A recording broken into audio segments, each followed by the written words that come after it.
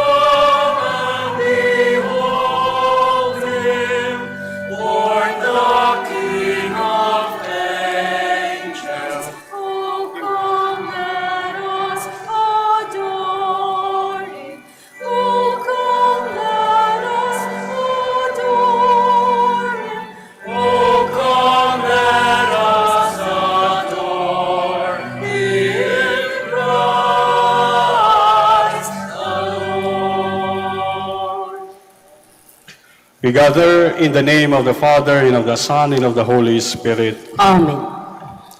A holy and joyful Christmas to all of us. Blessed be God who sent His only Son to be one of us. May His grace and peace be with you all. And with your spirit.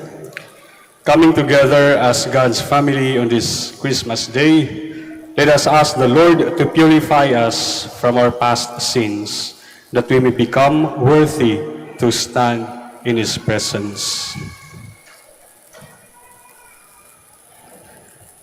You came to reveal to us the love of the Father. Lord, have mercy. Lord, have mercy. You came to bring peace to the world. Christ, have mercy. Christ, have mercy. You came to console those who are afflicted and rejected. Lord, have mercy. Lord, have mercy. May Almighty God have mercy on us, forgive us our sins, and bring us to everlasting life. Amen. Papuri sa Diyos ang kaligtasan, at sa lupa'y kapayapaan, at sa lupa'y kapayapaan sa mga taong kinalulugan niya. Pinupuri ka namin, inarangal ka namin, sinasamba ka namin, ipinagpupunyi ka namin, pinasasalamatan ka namin. Dahil sa dakila mo, ang kapulihan, Panginoong Diyos, Hari ng langit, Diyos amang makapangyarihan sa lahat. Panginoong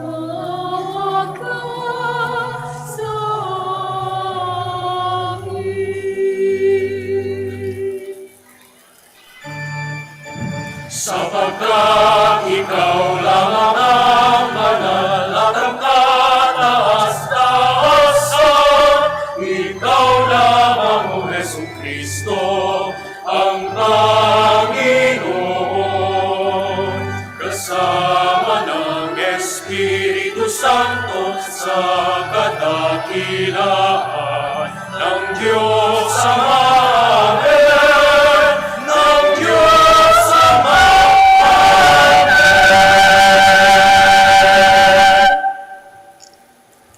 Let us pray.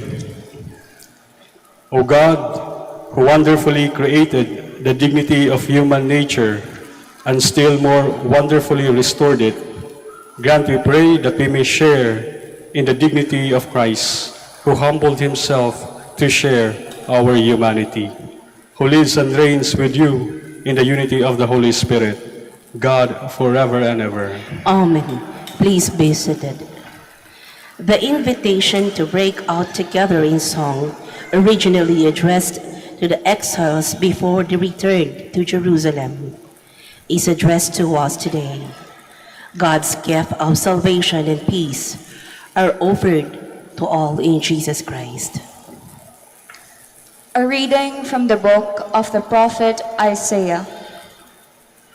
How beautiful upon the mountains are the feet of him who bring glad tidings, announcing peace, bearing good news, announcing salvation, and saying to Zion, "Your God is King." Hark, your sentinels raise a cry. Together they shout for joy, for they see directly before their eyes the Lord restoring Zion. Break out together in a song, O ruins of Jerusalem, for the Lord comforts his people, he redeems Jerusalem. The Lord has bared his holy arm in the sight of all the nations. All the ends of the earth will behold the salvation of our God. The word of the Lord. Thanks be to God. All the ends of the earth have seen the saving power of God. All the ends of the earth have seen the saving power of God. Sing to the Lord a new song, for he has done wondrous deeds. His right hand has won victory for him, his holy arm. All the ends of the earth have seen the saving power of God.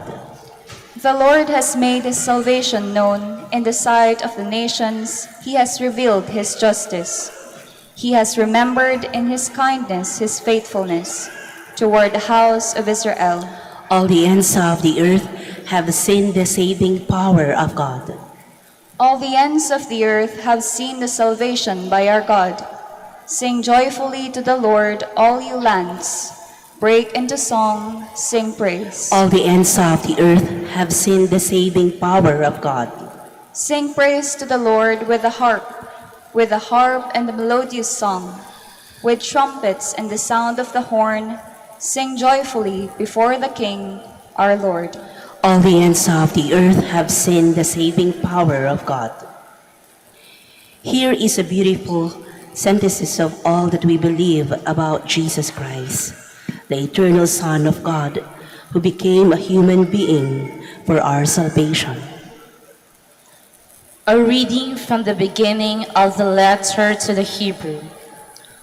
Brothers and sisters, in times past, God spoke in partial and various ways to our ancestors through the prophets. In these days, he has spoken to us through the Son, whom he made heir of all things, and through whom he created the universe, who is the refulgence of his glory, the very imprint of his being, and who sustains all things by his mighty word. When he had accomplished purification from sins, he took his seat at the right hand of the Majesty on high, as far superior to the angels, as the name he has inherited is more excellent than theirs. For to which of the angels did God ever say, "You are my son, this day I have begotten you"? Or again, "I will be a father to him, and he shall be a son to me. And again, when he leads the firstborn into the world, he says, let all the angels of God worship him. The word of the Lord. Thanks be to God. Please stand.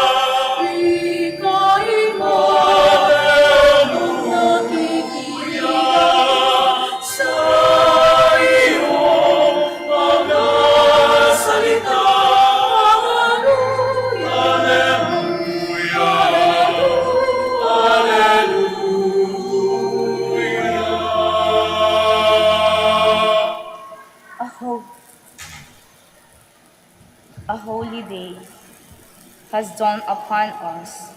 Come, ye nations, and adore the Lord. For today a great light has come upon the earth.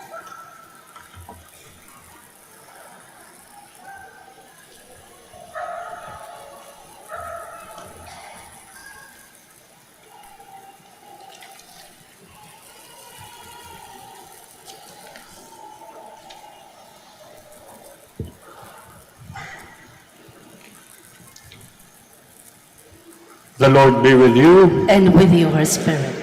A proclamation from the Holy Gospel according to John. Glory to you, O Lord.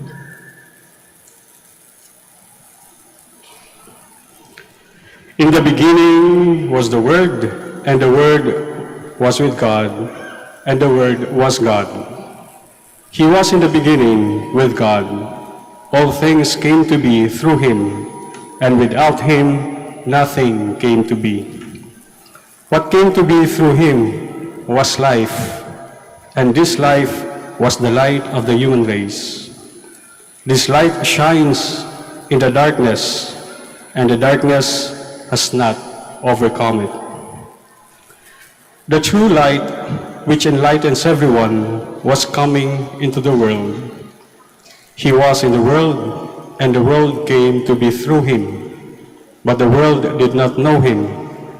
He came to what was his own, but his own people did not accept him. But to those who did accept him, he gave power to become children of God. To those who believe in his name, who were born not by natural generation, nor by human choice, nor by a man's decision, but of God. And the Word became flesh, and made his dwelling among us. And we saw his glory, the glory as of the Father's only Son, full of grace and truth. Brothers and sisters, the Gospel of the Lord. Praise to you, Lord Jesus Christ. Please be seated.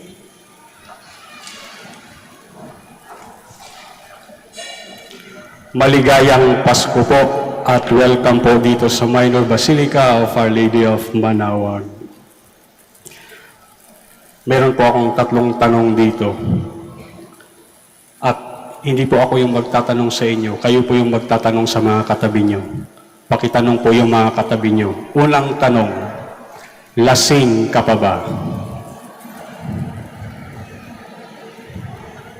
Ba parang lasing lahat ata dito. Aatras na ako. Pangalawang tanong, busog ka pa ba? Mukhang busog po lahat. Pangatlong tanong, masaya ka ba?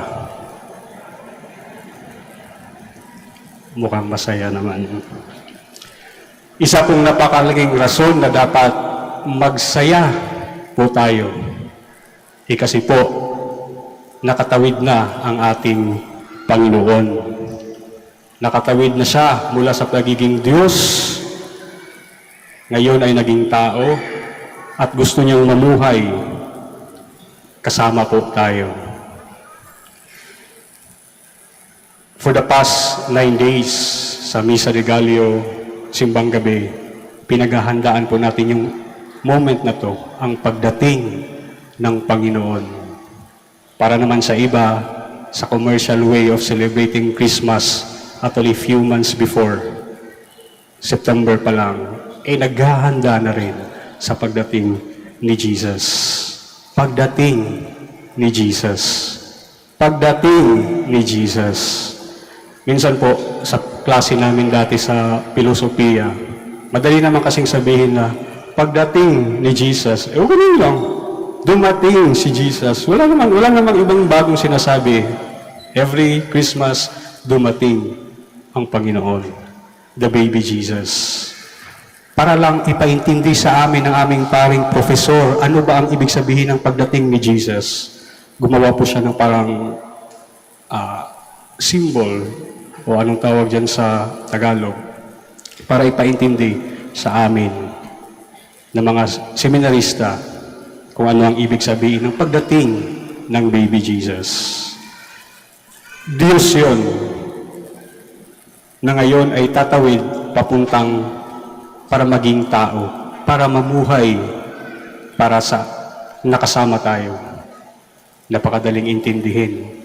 Pero para maintindihan po natin sa perspective ng Panginoon, ganito po yung sinabi na aming profesor.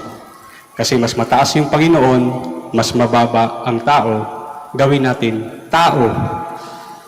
Tao yung bababa. Tao yung bababa, mamuhay kasama ang mga baboy. Ganun po yung difference. Diyos, tao. Bumaba siya, Diyos na yun eh. Tapos bababa siya sa pagiging tao. Parang tayo, parang ikaw. Tao ka, pero bababa ka para maging baboy. Kung ako po yung mag-utos, bumaba ka para maging baboy, pamuhay kasama ang mga baboy. Meron po bang papayag sa inyo? Tapos pagdating ng Pasko, kayo din po yung lilitsunin.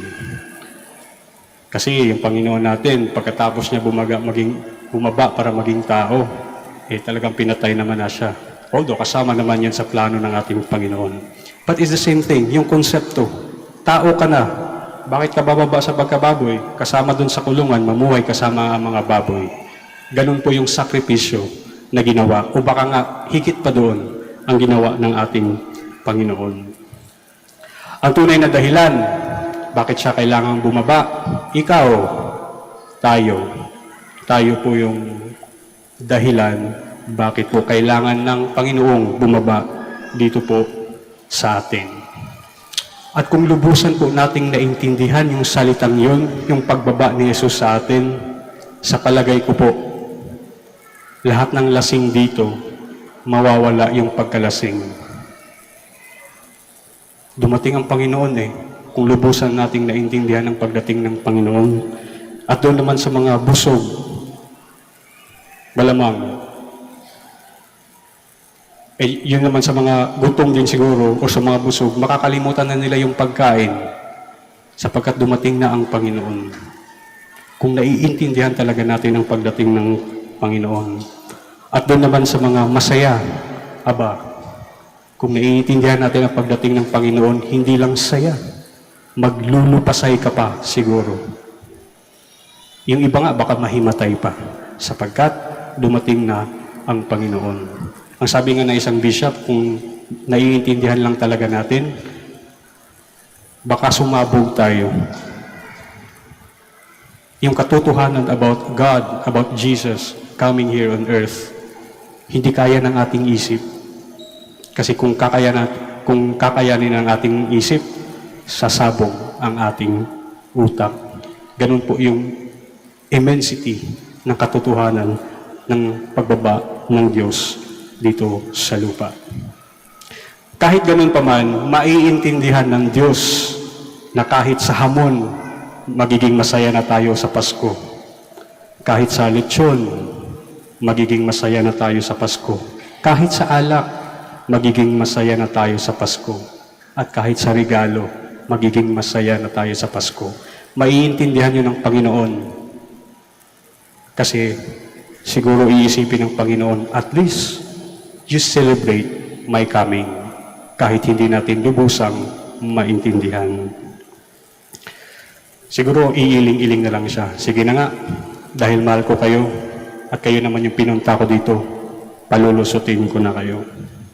Nawa po ngayong Pasko, pilitin ba nating damhin ang kanyang pagdating, pilitin na po nating intindihin, at naway magkaroon po ng isang bagong perspective, malalim na kahulugan ang ating mga Kapaskuhan.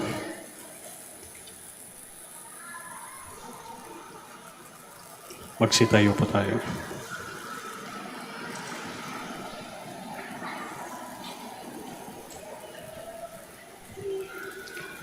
Let us profess our faith. I believe in one God, The Father Almighty, maker of heaven and earth, of all things visible and invisible. I believe in one Lord Jesus Christ, the only begotten Son of God, born of the Father before all ages, God from God, light from light, true God from true God, begotten, not made, consubstantial with the Father. Through him all things were made. For us men and for our salvation, he came down from heaven, and by the Holy Spirit was incarnate of the Virgin Mary, and became man. For our sake he was crucified under Pontius Pilate. He suffered death and was buried, and rose again on the third day, in accordance with the Scriptures. He ascended into heaven, and is seated at the right hand of the Father. He will come again in glory to judge the living and the dead, and his kingdom will have no end. I believe in the Holy Spirit, the Lord, the giver of life, who proceeds from the Father and the Son, who with the Father and the Son is adored and glorified, who has spoken through the prophets. I believe in one holy, Catholic, and Apostolic Church. I confess when baptism for the forgiveness of sins, and I look forward to the resurrection of the dead and the life of the world to come. Amen. our hearts are filled with joy on this Christmas day when we commemorate the relief in ourselves, the birth of our Lord and Savior Jesus Christ. With trust-filled hearts, let us address our petitions to the Father who gave us His only Son. For every petition we shall say, Most loving Father, hear our prayer. Most loving Father, hear our prayer. For the Church, the home of all believers, may she enjoy days of peace, and may holiness flourish abundantly in all her members. Let us pray. Most loving Father, hear our prayer. For the Holy Father, our Bishop, the priests who work in our parish, and in their generous collaborators, may the joy of this day bring them the strength they need to continue serving the people of God. Let us pray. Most loving Father, hear our prayer. For our civil authorities and all those in whose hands is the fate of billions of people, may the Christmas ideals of peace and brotherhood constantly guide their decisions. Let us pray. Most loving Father, hear our prayer. For our families, especially the ones that may be undergoing severe crisis, with the spirit of Christmas, enable them to overcome all difficulties. Let us pray. Most loving Father, hear our prayer. Let us pray in silence for our personal intentions.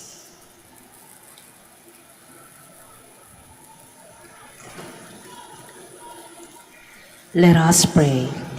Most loving Father, hear our prayer. Lord God, you are the source of our hope and salvation. May this Christmas produce in our hearts a lasting disposition of joy and peace until we celebrate it in heaven. We ask this through Christ, your Son, and our brother, the star of our Christmas, who lives and shines forever and ever. Amen. Please be seated.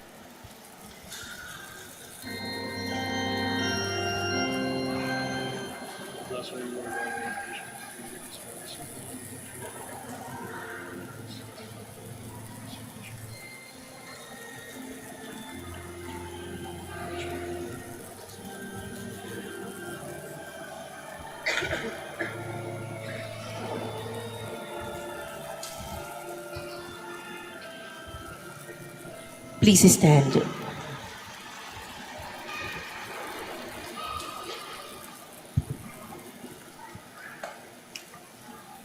Pray, brothers and sisters, that my sacrifice and yours may be acceptable to God, the Almighty Father. May the Lord accept the sacrifice at your hands for the praise and glory of his name, for our good and the good of all his holy church.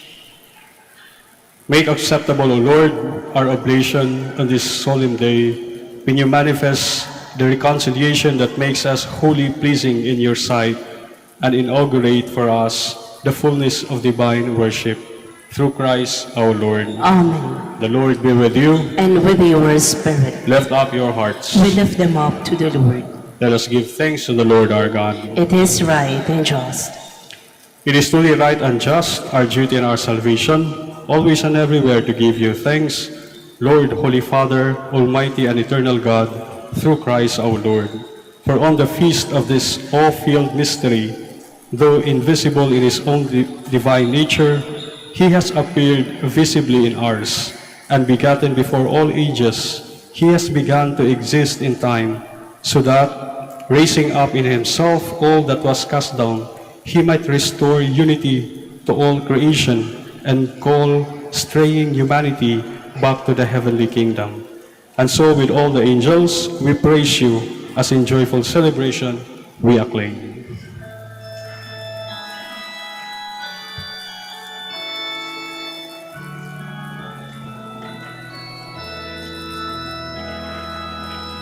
Santo, Santo, Santo, Panginoong Diyos ng mga hukbo, napupuno ang langit at lupa ng kadakilaan mo. Hosana, Hosana, Hosana sa kaitaasan, sa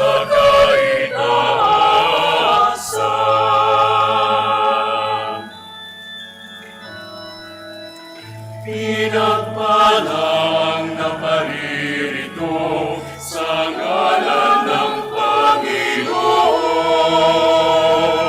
Hosana, Hosana, Hosana sa kaitaasan, sa kaitaasan,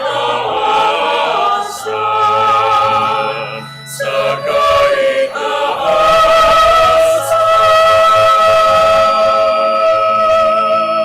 Please kneel. You are indeed holy, O Lord, the fount of all holiness. Make holy, therefore, these gifts, we pray, by sending down your Spirit upon them like the dewfall, so that they may become for us the body and blood of our Lord Jesus Christ. At the time he was betrayed and entered willingly into his passion, he took bread and giving thanks, broke it and gave it to his disciples, saying, "Take this, all of you, and eat of it, for this is my body, which will be given up for you."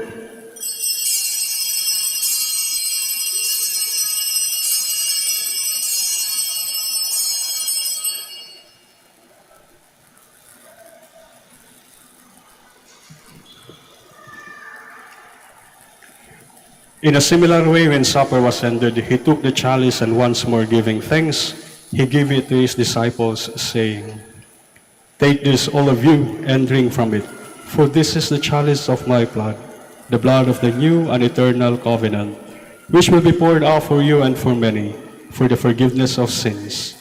Do this in memory of me."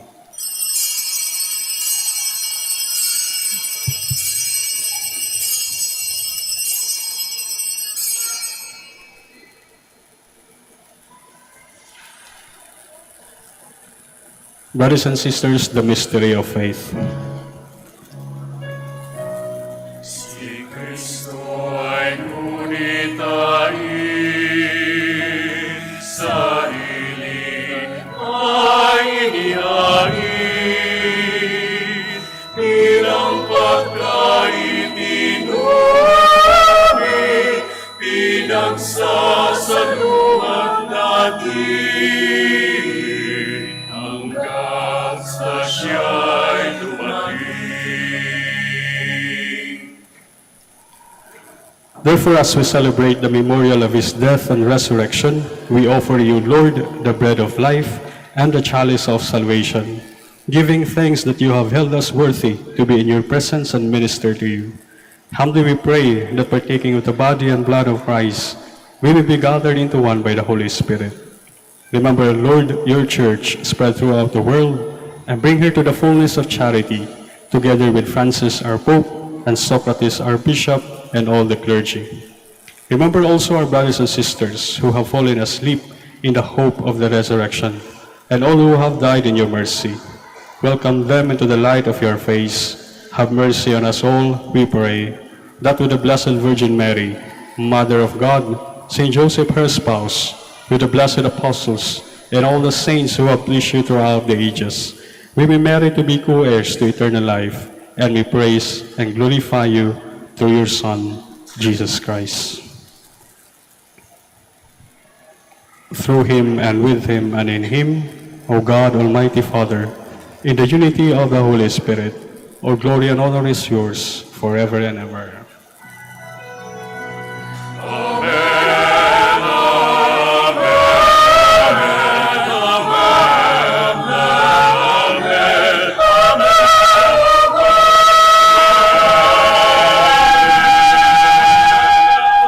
Please stand.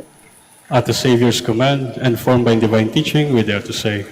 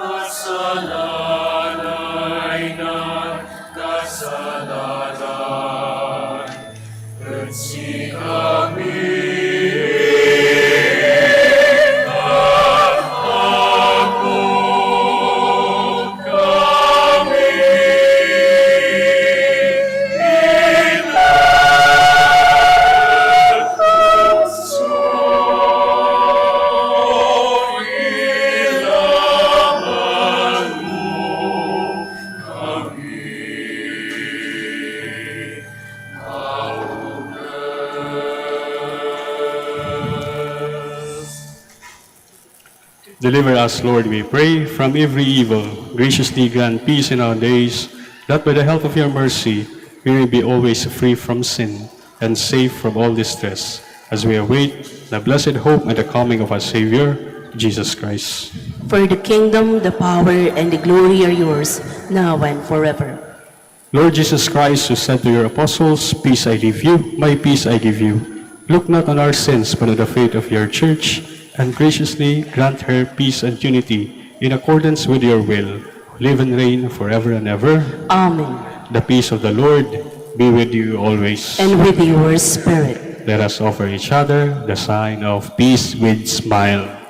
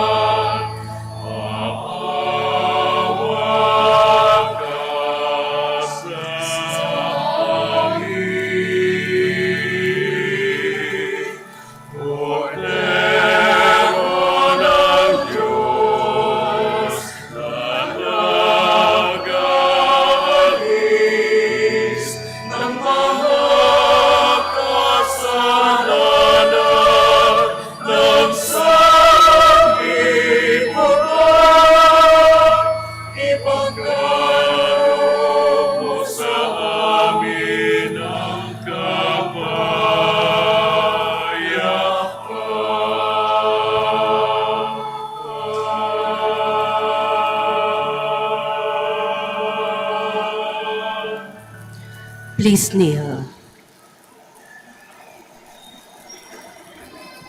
Behold the Lamb of God, behold him who takes away the sins of the world. Blessed are those called to the supper of the Lamb. Lord, I am not worthy that you should enter under my roof, but only say the word, and my soul shall be healed.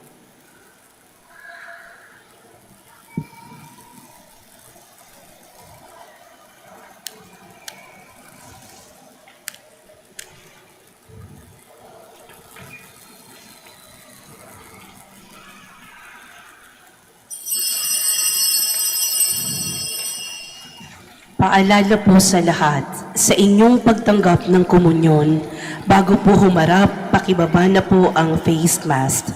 Kapag sinabi sa inyo, Body of Christ, tanggapin ng inyong dalawang kamay ang hostya at sumagot ng Amen. At isubo na agad ang hostya. Huwag po ninyong isubo habang naglalakad at lalong huwag dalhin sa upuan ang hostya upang maiwasan po ang pagkahulog nito. Salamat po.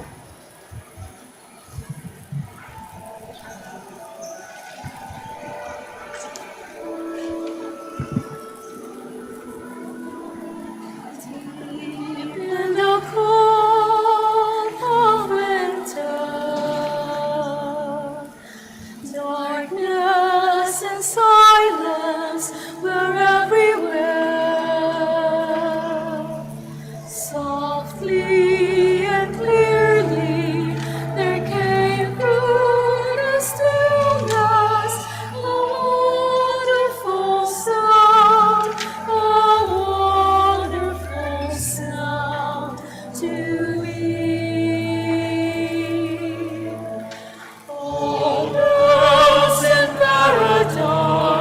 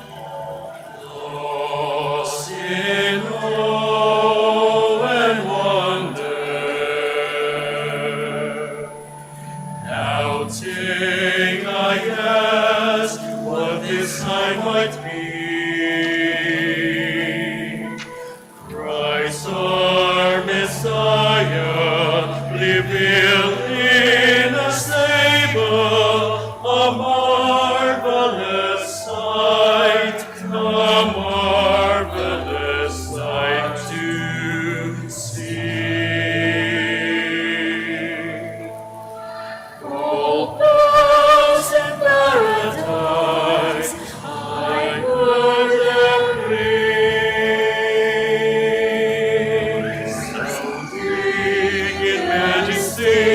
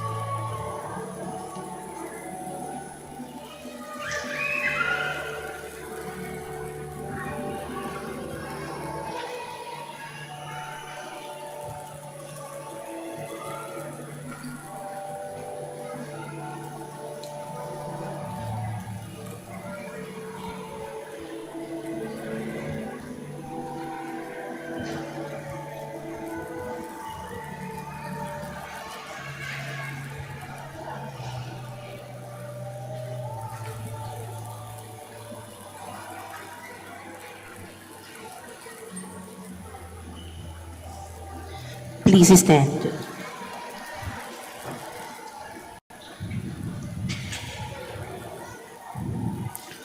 Let us pray.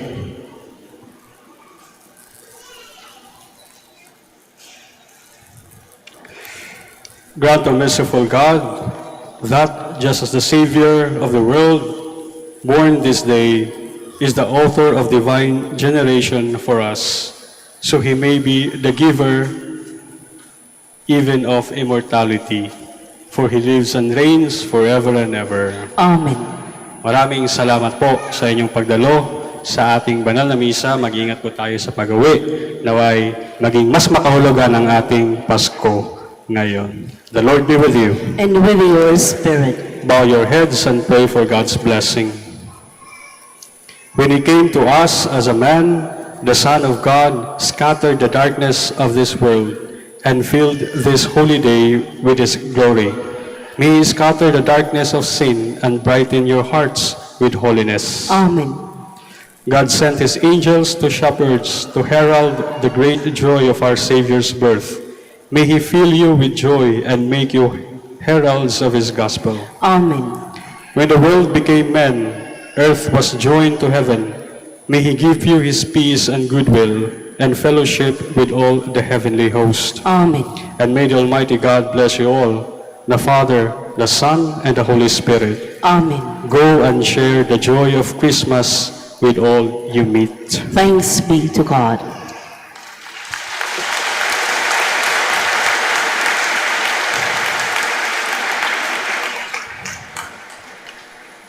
Ngayon po, isama natin sa ating mga dasal ang ating mga mahal sa buhay na may sakit. God Almighty Father, by your blessing, you give us strength and support in our frailty. Turn with kindness toward our sick brothers and sisters.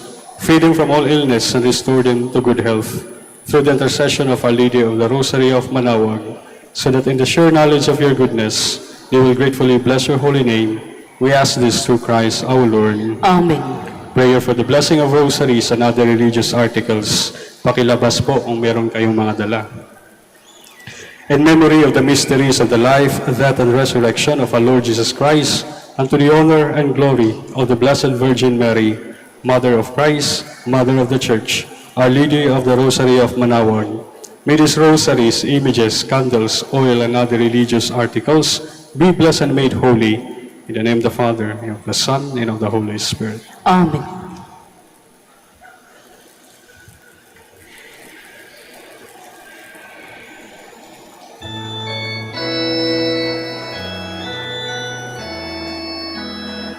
O beautiful Mary, our loving Mother, do help us and lead us on our way to heaven.